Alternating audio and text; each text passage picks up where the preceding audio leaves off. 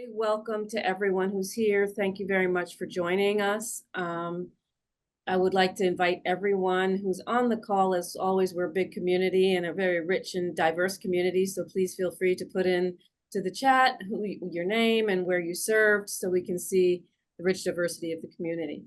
Also would like to just give a small shout out to Dan, who's on the line, as well as the rest of the National Peace Corps Association staff who is supporting this effort. It's also good to see that Peace Corps themselves is also here. I'm really happy that you were able to join us.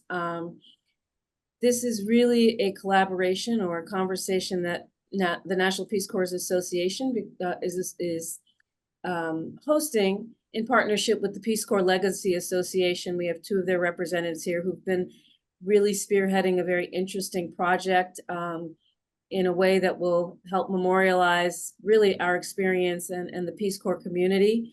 And so we thought it was important really to give them a platform to discuss the project, the importance of their project, and why it came to being. How was this project what was the birth of this project? So the two people that will be representing the Peace Corps Legacy Association is Ken Fly.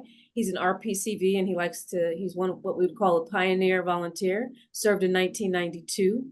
From a careers perspective, he has spent a large portion of his time in both national and international business and social entrepreneurships. He's been involved in over 12 different company startups and nonprofits, both in the US and abroad. And because of his entrepreneurial spirit and commitment to that, he has been recognized by the Minnesota governor, Tim Pawlenty, I think is the pronunciation, and Mark Dayton. He's the past president of the Minnesota RPCVs, and he's one of the founders of the Peace Corps Legacy Association.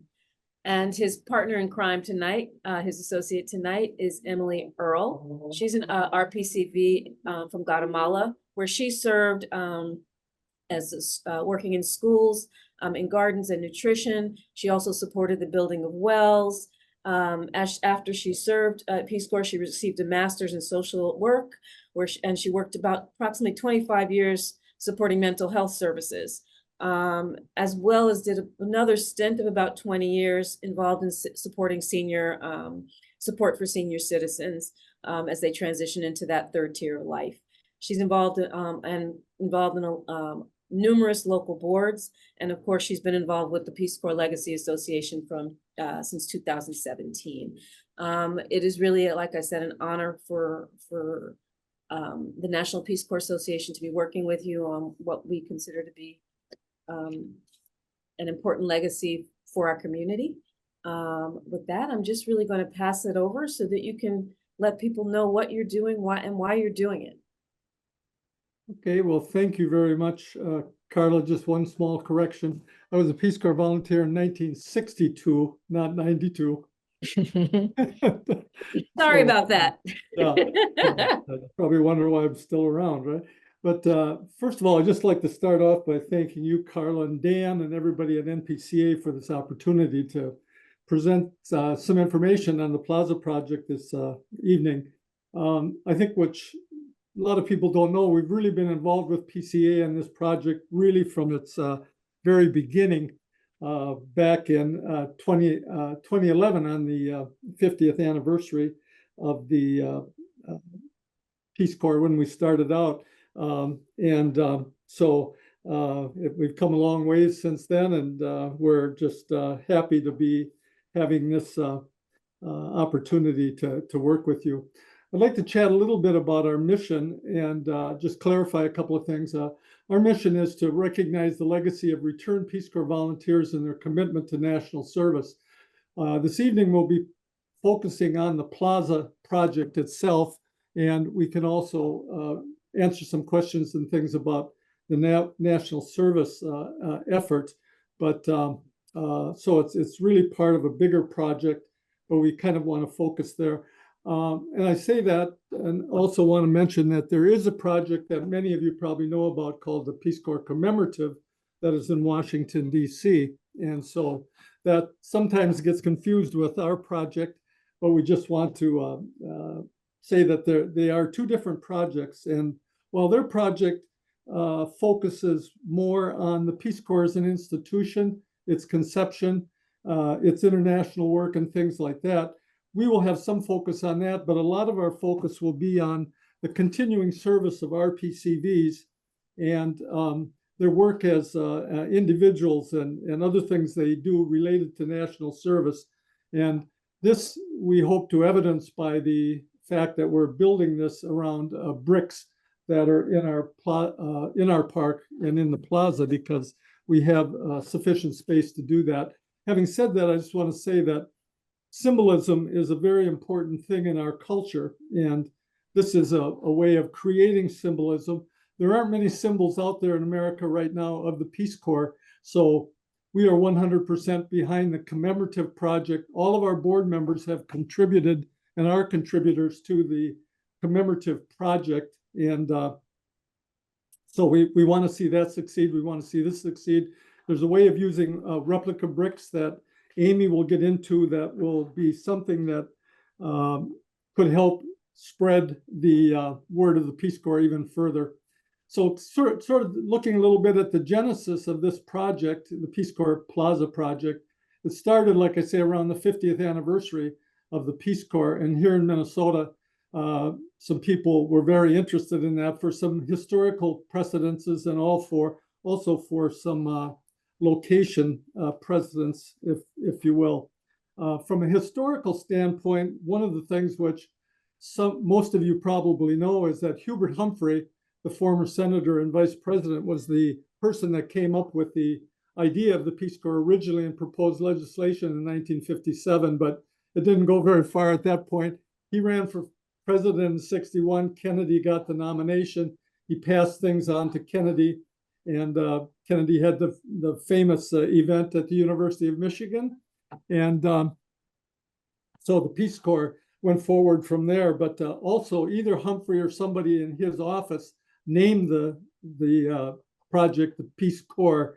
And also, if you didn't know it, Humphrey championed the legislation through the Congress that made the Peace Corps official. So on his marker and monument on the state capitol grounds, he has three things on the side of the plaque on the bottom there. The three things that he was most proud of in his life, and that was the Peace Corps, the Civil Rights Act, and the Nuclear Test Ban Treaty. So he was extremely proud of the Peace Corps.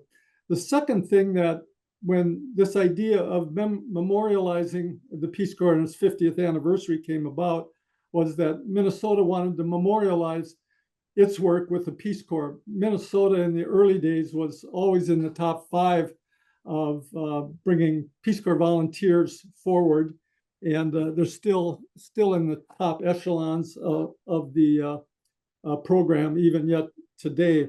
So when the State Historical Society looked at what they wanted to do here, one of their big emphasis was that they like to see history generated out state, and so everything isn't concentrated in the metropolitan area that has 2/3 of the population. One of the things they discovered is that there was a small town in Minnesota where of the first 3,000 volunteers that were selected, if you can call them pioneer volunteers if you want to, 4 of them were from this particular small town in Minnesota. That town also in the first 50 years had a dozen Peace Corps volunteers come from that town. Even beyond that, of the dozen volunteers that came from this town, today 2 of them have been long-term Foreign Service officers. One is still in the Foreign Service.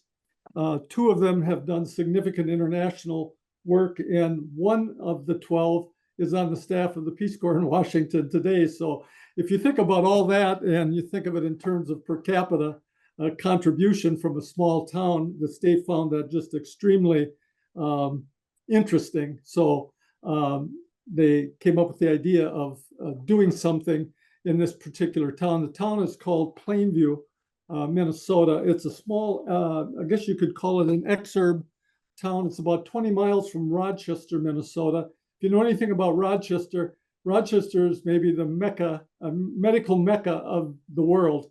And they're doing more to even promote that image. In fact, Rochester is on a $5 billion building plan to even enhance the city and their medical capability even more to preserve that image of the city. The other reason for being near there, the Rochester draws 3 million visitors a year to the city from all 50 states and some 50 countries.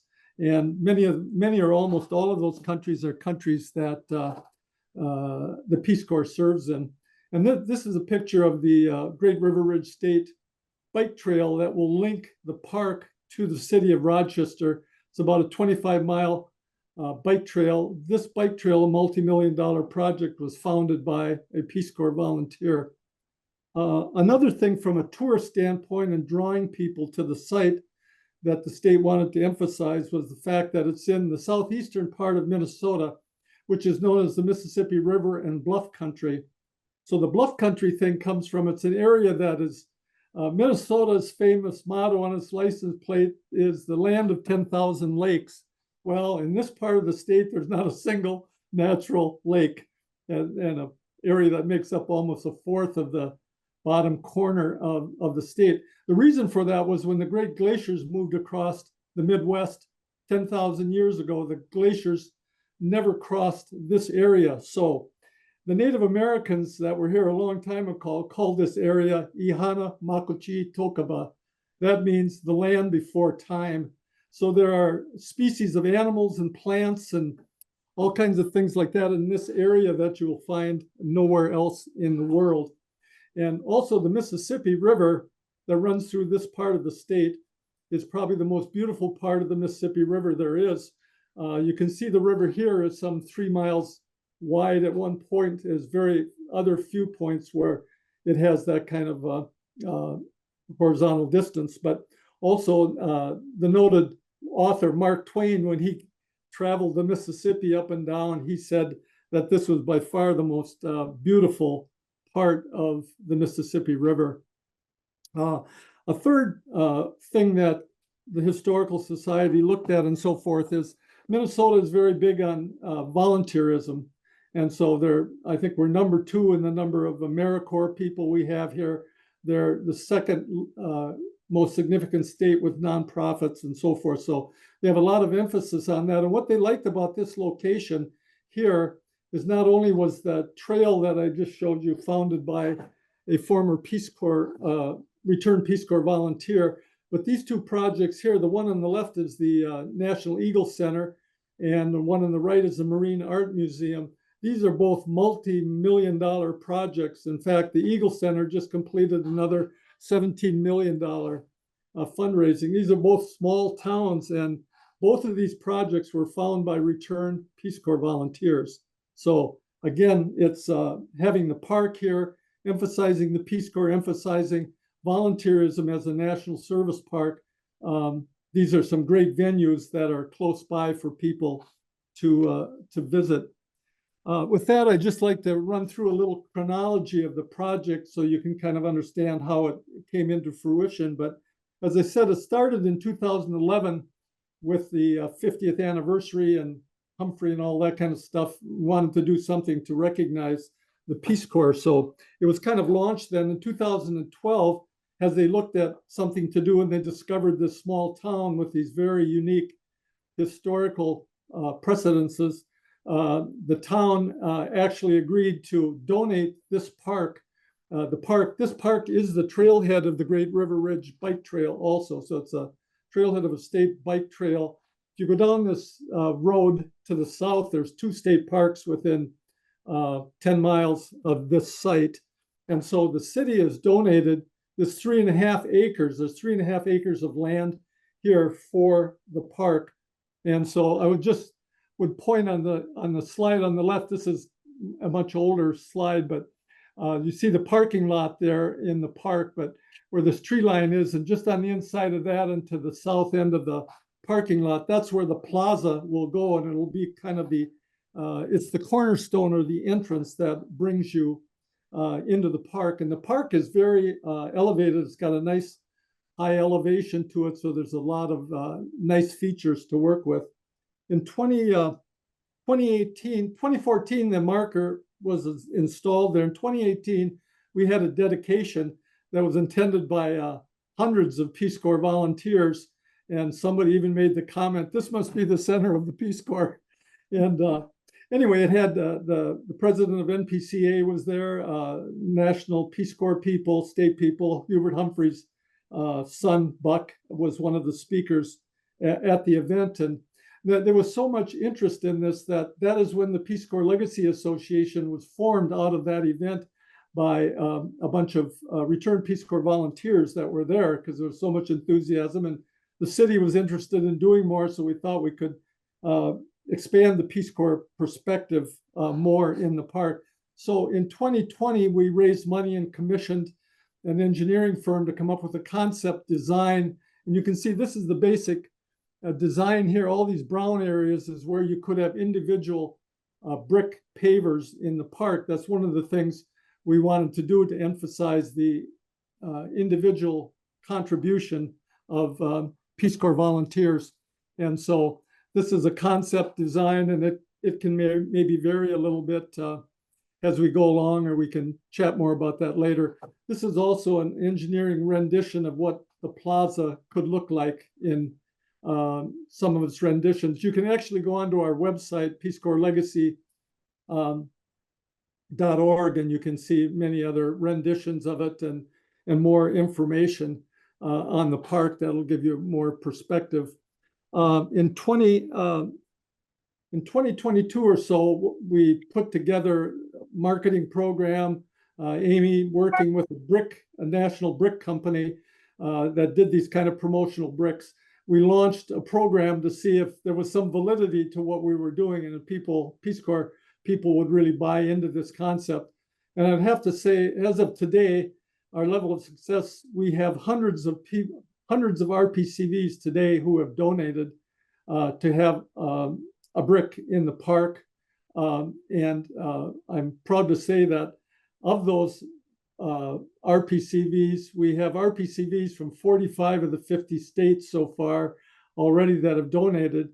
And these RPCVs have served in 87 of the 140 countries or so that the Peace Corps is working in. So we think it's an exciting project. We think people are very interested in it. And we're working with NPC to really move it to its next step. So with that, I'd just like to turn it over to Amy, who, like I say, has done a lot of our operational work and has done the work with the brick company and selecting the kind of brick and the formats we can have and so forth. So I'd like to have Amy just kind of give you some background on that. Okay, thank you. Well, as Ken has said, and as you just saw from the pictures, the literal foundation of this plaza will be bricks. There'll be more to it, but the foundation will be bricks. And because I have on a slide here samples of bricks, but with Dan being here and having a real brick to hold up, I thought it might be kind of fun to have him do that. Are you able to? Everyone can see? No. And that one is was that NPCA's? Yeah, and here's the one I did for my wife and I. Yeah. Your personal brick. Okay, and he has an 8x8. So what you can do a 4x8 or an 8x8. But I just want to say that we chose these bricks as a way to recognize the individual and supportive staff from Peace Corps and the volunteers who have given all their time and talents to Peace Corps. We think that together, collectively, these bricks represent a really good legacy for us. So you'll see here that you can get a 4x8 or an 8x8 and an organizational brick, which can have a logo on it. The next brick, or there we go. Who's eligible? Basically, any Peace Corps volunteer or Peace Corps staff, either in Washington or in-country personnel, are eligible. And anybody can donate for these people, a family, friends. If you know of a volunteer who is deceased and you want to honor them, that is another great way, because they can't do it for themselves. And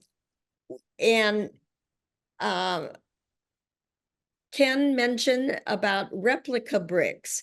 That is an option. You don't have to, but many people have expressed an interest in having one for themselves or for their community. We would love to see that volunteers all over, let's say in Texas and California, wherever. And if many volunteers from that area put their replica bricks, which is an exact replica of what will be in the Peace Corps Plaza, then they would have a local thing that the more we can pass the word around and show people that Peace Corps was able to not only give of their time and talents, but also for future generations to show that off. Because the plaza will eventually be part of the whole 3.5 acres, will be the National Service Park. It will have AmeriCorps and it will have the military also, because they are also national service. And so if a Peace Corps volunteer has also served in the AmeriCorps or in the military, they're encouraged and invited to put their that date of service on their brick in addition to their Peace Corps service. I have been amazed at how many Peace Corps volunteers actually have gone on to serve either in the military or AmeriCorps. And I think that really speaks well of our population. The other thing is affiliate groups. Affiliate groups can, most of them, when they have been interested in it, have gotten the larger brick and they can put their logo on it. Recently, a group from Panama had a logo and they have just donated for that. Or it can just have your names. It can have the names of the affiliate groups. Okay, the next one can, yes. So how you do it. The easiest way to do it is to donate online.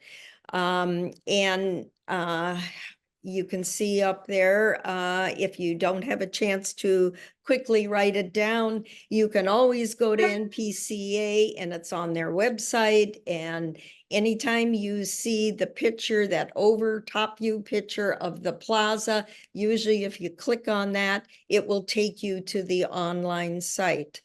You can also go to our website, peacecorpsplaza.org, and the donate drop-down button there. Most of this is happening through PayPal. It's our third-party vendor here. You do not need to have an account with PayPal. You can enter as a guest and use a credit card. If you choose to write a check or you want to use your IRA account for pre-tax dollars for your donation, then you would use our PO box. And I'm the one that will pick those up and then I manually enter all the information. So any questions, you can go to the Peace Corps Plaza. You can also go to our RPCV Plaza at gmail.com, rpcvplaza@gmail.com, and it will probably be me that answers you. I'm the secretary of this organization right now. So I'll try to answer any questions you have. Back to you, Ken. Okay, thanks, Amy. One of the things we mentioned, we've been focusing on the plaza, but as we say, this is part of something called the National Service Park, which we put together in November of this year. In 2022, the government came out with a major study, and that study was on military national and public service. It was a huge study because right now volunteerism is at one of its lowest ebbs in our nation's history. So the idea behind the commission was, how can the Peace Corps, AmeriCorps, the military and people work together in the spirit of volunteerism? So the National Service Park that we are working on, the idea is to emphasize Peace Corps, AmeriCorps, and even when you think of the military, there's so many peaceful things they do, like the National Guard is there for every national emergency, the Corps of Engineers and many other things do so many wonderful things. And the idea is just to get people interested in national service, no matter what their inclination and interest in might be, whether it be military, AmeriCorps, Peace Corps, whatever. One of the things that the National Commission had a statement in there said that the lack of public service about national service is one of the most intractable barriers to expanding and promoting greater participation in national service. A public awareness campaign will educate young people and their influencers by highlighting how people can join national service, the variety of areas in which national service focuses, and the benefits that service can provide participants. So it's kind of the old Seneca saying of 20 BC when he said, in a high tide, all ships rise.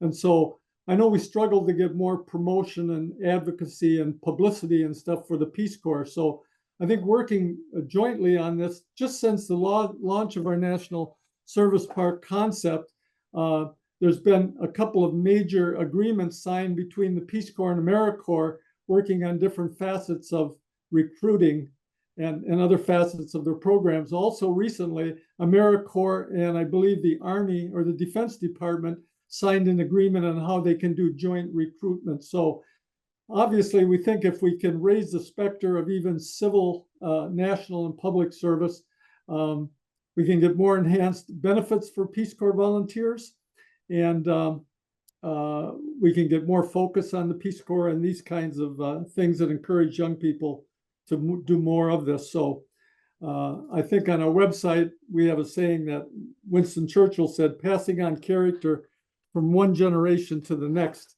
is the greatest gift that one can give. So that is kind of a focus of where we are. And just kind of to conclude this, I want to read something that I just finished reading a book called West with Giraffes, okay? And in it, the protagonist at the end of the story said the following, I quote, "In a long life, there's a single moment when you know you've made more memories than any new ones you'll ever make.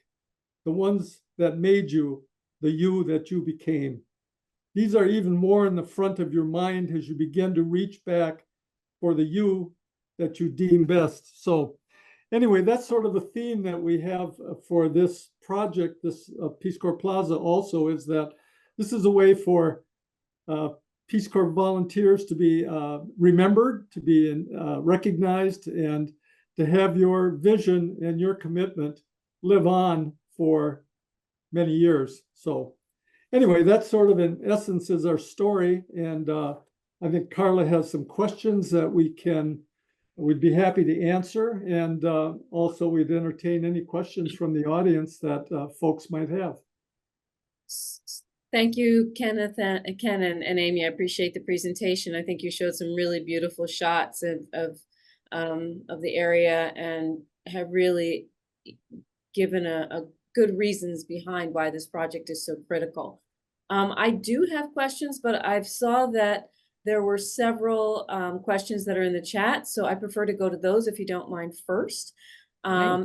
Before I do that, I would like to mention also that the National Peace Corps Association is working very actively now with the Peace Corps on the Each One Reach One campaign. So we are also actively looking at mechanisms to help in the recruitment of the next generation to continue, if you will, our legacy here. That information is available obviously on the Peace Corps site, but it is also was in our e-news, etc. So, you know, like you said, I think it is part of our combined commitment to make sure that for future generations understand the value and importance of of national service. So that'll be that's part of our contribution. I'm going to shift a little bit to some of the questions. One person asked about Vista, whether Vista is also included as Yeah. part of the group that is being targeted. Yes, absolutely. Vista is actually today part of AmeriCorps. So, I mean, obviously, if a volunteer chose to put Vista on their brick along with the Peace Corps service, that's just fine, or AmeriCorps, whichever they wish to do. And there's many other branches of AmeriCorps too. So, I mean, those names, I guess, Amy, that could be done, right? Yes. Wonderful. I am going to switch to somebody I saw. If I don't know if Taj, you would mind coming off mute, because he mentioned that he was doing some crowdfunding, and I thought that might be an interesting thing that you could explain to the group. Would you mind speaking? Yes, I don't mind. And I turned off my air conditioner so the buzz stops in the background. You have to talk fast then. The temperature is going up as I speak. It's the hottest part of the day. I served in Malaysia in 1973-75. I knew about 17 volunteers in the area during that period of time. I know for a fact that 5 of them are deceased, and they would love to be part of this project. And I can make it happen for them with a crowdfunding project. I'm going to use GoFundMe. I'm going to raise $3,300. I'm going to use that to buy the 8x8 bricks and say in memory of, and make, you know, their service was important and I wanted to last and go on. I'm very fortunate that I'm part of a community of the students that we taught 50 years ago, and they still are in contact. Many of them would be more than happy to fund this project. I'm also in contact with Friends of Malaysia, which is returned Peace Corps volunteers from that area from all different time periods, before me, after me. I think they can replicate my project for themselves. I'm going to create a model that anybody can take to their own little constituency, their community, and create bricks. Wonderful. In memorial, and also for those who are still alive and will not be forever. So let's get the bricks down while we can. Follow the red brick road, if you will. Thank you. That's you. wonderful. Taj, I'd like to thank you for that, but also we have on our website, there is a page about memorialization of people, and some of your ideas are great things that we need to add on to that, Amy. And those are wonderful ideas. Thank you. Work with him. Yeah. Yeah. There are several more questions, but I would like to respond to just the question about, again, you brought it up early, Ken, about the commemorative. There are 2 projects that are happening that are, you know, both have the value of memorializing the Peace Corps and Peace Corps volunteers. I think Ken eloquently explained the nuances and the differences. And I think Ken really put emphasis that both are really critical to the legacy of those who have served, the Peace Corps agency itself, that we need to have the importance of having representation throughout the United States. And so this is not a competition. This is something that we are looking to make sure that to give equal representation in terms of wanting to make sure that our community is represented throughout the United States. This happens to be the event that the legacy itself is really promoting. And we're grateful to see that there are 2 structures that are really dedicating themselves to making sure that there's a long-term legacy for this project, for the memorialization of Peace Corps volunteers and what our service has meant to the United States. I want to make sure that I respect a couple of questions that I think are going to be really important. One is there a deadline to ordering? So, no. At this point, there is no deadline. We have personal preferences of trying to get as many as we can together. We would like to see the bricks being laid by the summer of 2026. Mhm. And you have to get to a critical number. You don't just you put it in one brick at a time. You have to get to a critical number before it's not only financially feasible, but so that you don't, you have a good layout. Mhm. And so we thought that if we worked really hard this year and into 2025, that by the summer of 2026, we could lay them down and actually do our building. That's our goal. Well, So this leads into, now you just keep donating as much as you can. There is And no I think, deadline. I would add also, if you remember the design of the plaza, there was an entry area, there was a concentric ring. And Mhm. given the amount of space we have there, we could add additional rings. And so really, I think for quite some time, as Amy said, providing there was a critical number of pavers that we could put down each year, we could continue to put pavers down for some time. it's wonderful. Yes. So I think this is a great lead into the next question. Where can people see the design? You mentioned it, that there's several. I know that nothing has been, formally finalized, but people are interested in seeing where you're going with it. Where can they see that? Okay, Well, there, go ahead. I would just say that they can go to our website. There's a section on the plaza on our website where they can see what the designs are. And we're also in the process of putting up a large display board, if you will, A 4x8. where the plaza will, 4x8 where the plaza will be, that people that come to visit, because we do have people that are coming to the site to see the Peace Corps marker and what's there and so forth. So those would be a couple opportunities. And I would like to add that the pictures you see now is our concept. The actual finalization of it will take place once we hire this company that actually puts it together in detail so that you could actually have a contractor bid on it. We are hoping to do that in about 6 months. And so then the final designs would be available there. I don't think it'll alter drastically, but it could somewhat. And I think this is an exciting question. What has been done to reach to affiliate groups, other affiliate groups? What actions have you taken?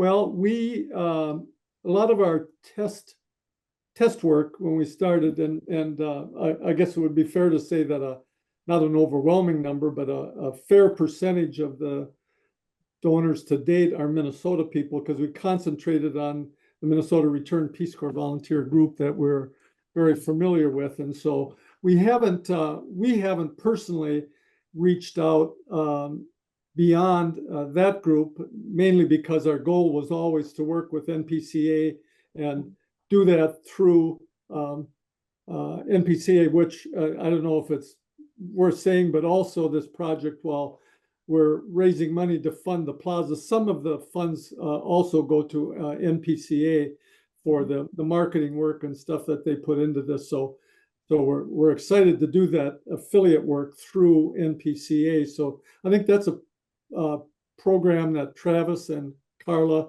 and people at NPCA will think about that more as we move forward to the next steps. Okay. And there is also, I think, a practical question here. They're wondering where do the proceeds go, and what is it covering? Is it covering costs only? Terry, if I did not paraphrase that well, please feel free to come off of mic. All of the funds, we're a nonprofit. All the funds are going to, we have no paid staff, anything of that nature.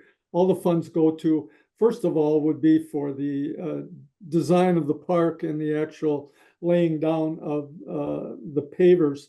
We have a lot of plans and ideas that even, Amy could expound on this a little more, but there's like 6 major areas that the Peace Corps focuses on. And so as we get a little further on, our goal is to reach out. For example, one of them is agriculture.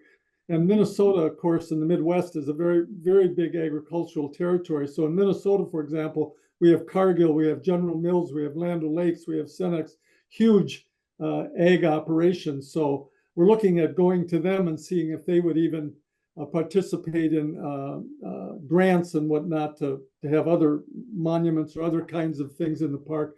Minnesota is also a medical mecca, along with Mayo Clinic and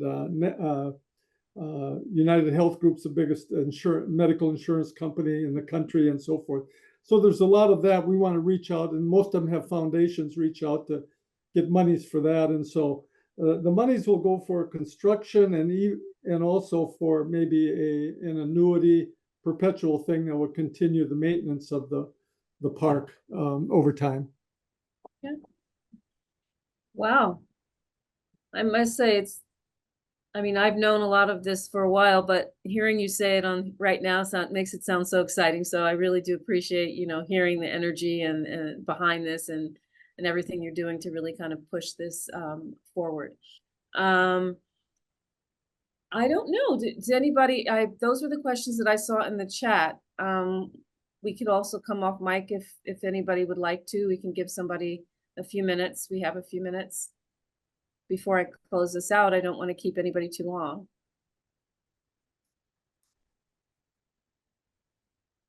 Well, with that, then I am going, there is a hand. Terry, please. Yeah, I have a couple of questions. And that is that I live near Washington, D.C., and I've been to Minnesota once.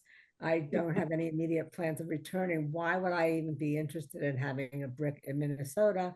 And secondly, that I mean, I understand why Minnesotans would want it, but I don't know why others throughout the country would be interested in having something there rather than supporting the national program, first of all. And secondly, actually the third, and secondly, will this then lead to many copycat parks, which is not necessarily bad, but is that what we want to spend our efforts on and money on, resources? And then third, there's actually what had been called, and I guess Dan can address this, the Peace Corps. I think it was, well, the commemorative is the park, but it was, I forget what it was called. I thought it was also commemorative, but to allow use of the Peace Corps logo on tombstones. So that would be personal. I guess theoretically you could take a brick and maybe plant that at a gravesite too, but I don't know.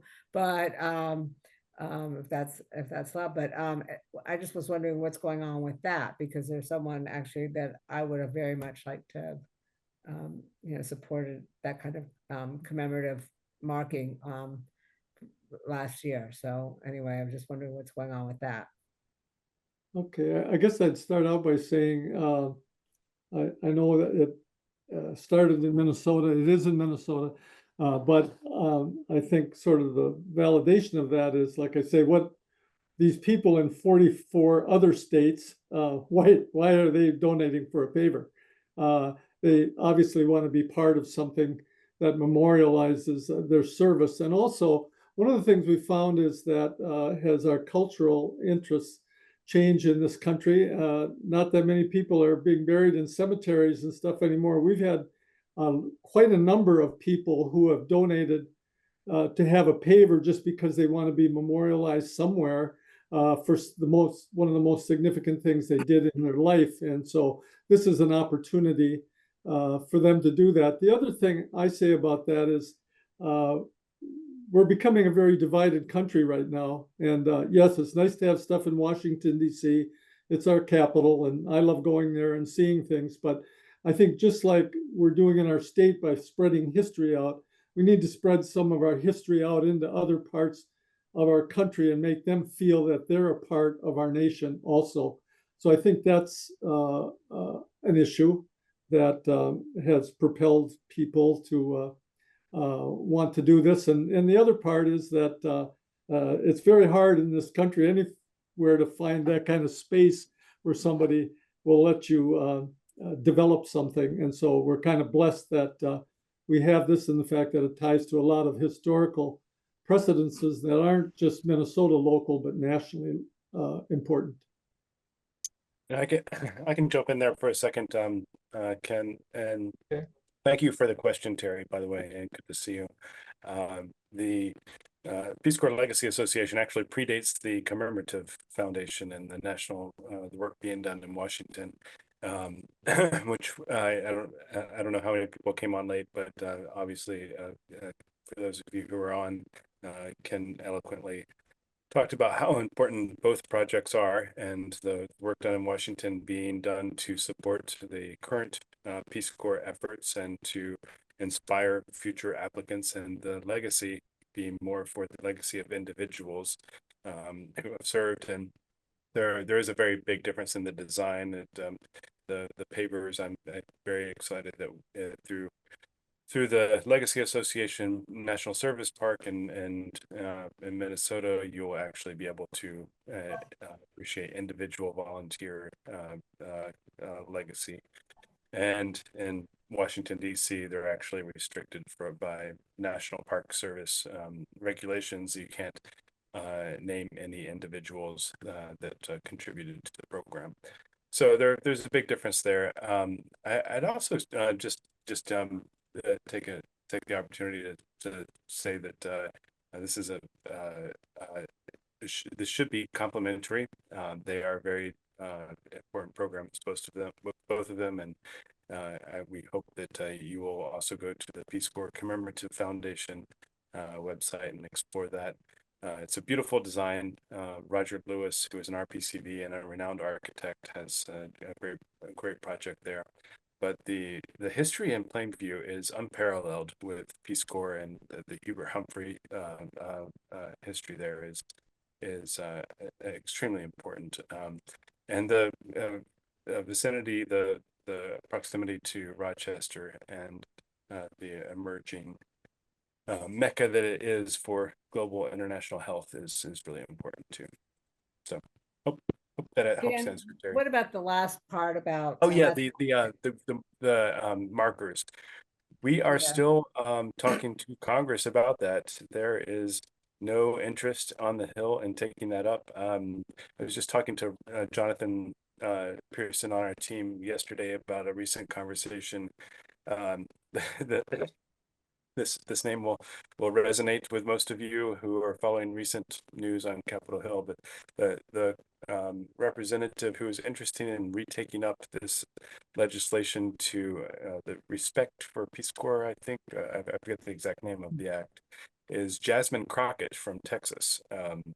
And we had a great meeting with her last week to talk about the bill, and she's interested in taking that up again so that RPCVs can put the Peace Corps logo on their tombstones. Very important effort. Currently, according to the Peace Corps Act, that is still not allowed, and it would take an act of Congress to change that. I'd like to make sure I get to just a couple more questions in the last few minutes, if you'd allow me. One of them I think was kind of important about how can we put both names? One person mentioned their partner just recently passed. Can they put both names on a brick? They were a team. The answer is yes. There can be multiple names on a brick.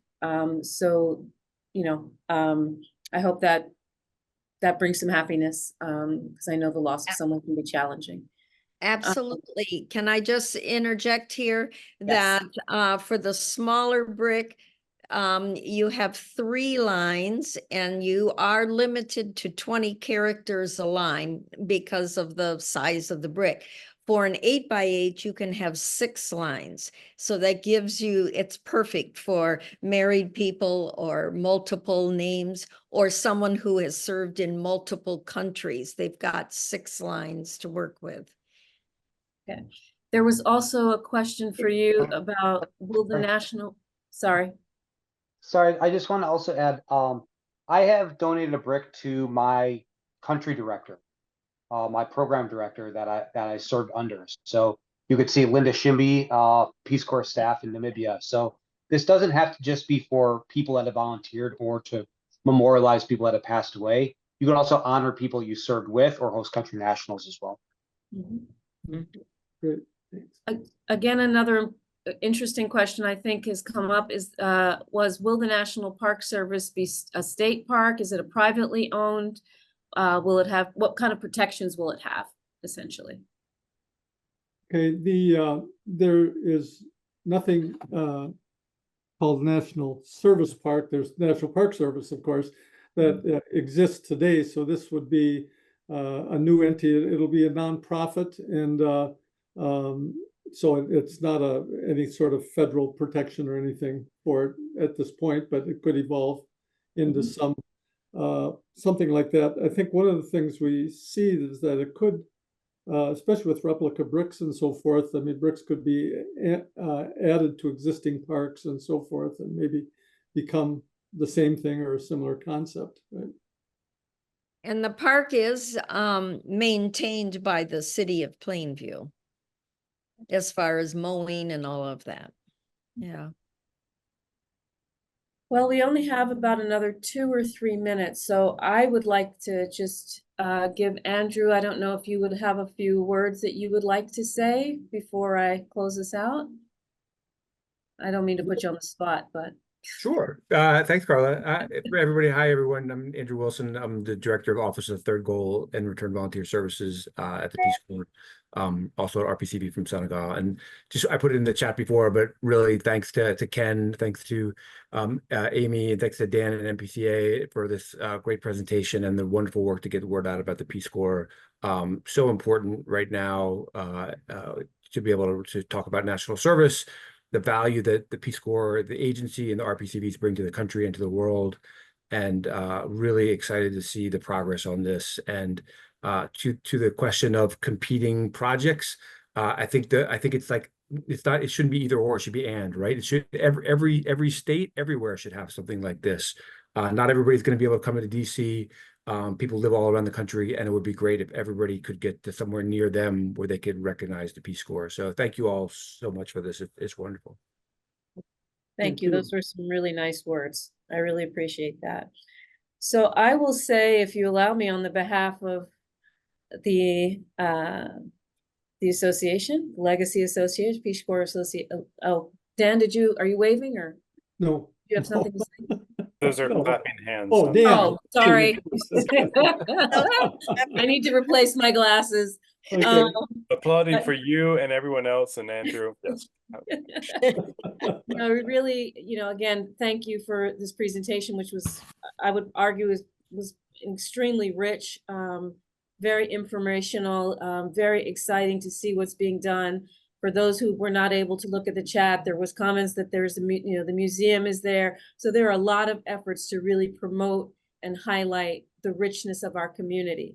And, anybody who knows me knows I talk about us as a community, talk about what our collective power is. That's what this all represents. So it is a real honor, I think, to be a part of this, to be supporting this kind of effort. And you'll be hearing more from us, because we want to see the success of all of these things for exactly the reasons that Andrew said. So on behalf of NPCA, I want to thank everybody for your presence. Dan noted that I did not introduce myself at the beginning, so I will do that at the end. I am Carla Brown. I am the Director of Partnership and Operations at NPCA. I was just so excited I forgot about myself. So. Thank you. Thank you very much. And RPCV Comoros. Yes, RPCV Comoros. Yes, Yeah. I am an RPCV. Yes. Thank you. Thank you so much for your time.